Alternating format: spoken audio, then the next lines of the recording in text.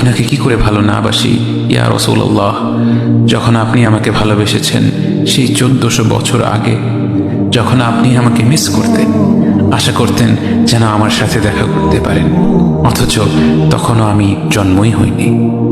সেদিন সাহাবীরা আপনার চোখে পানি দেখে বলল, ইয়া রাসূলুল্লাহ, আপনি কাঁদছেন কেন? আপনি বললেন, আমার ভাইদের খুব দেখতে ইচ্ছে করছে।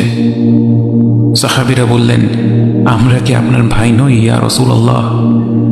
আপনি বললেন, না, তোমরা আমার সাহাবী।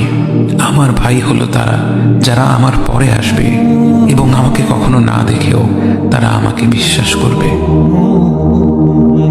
মৃত্যু শয্যায় শুয়ে আপনার অন্তরে এই চিন্তা ছিল যে আমাদের পরিণতি কি হবে।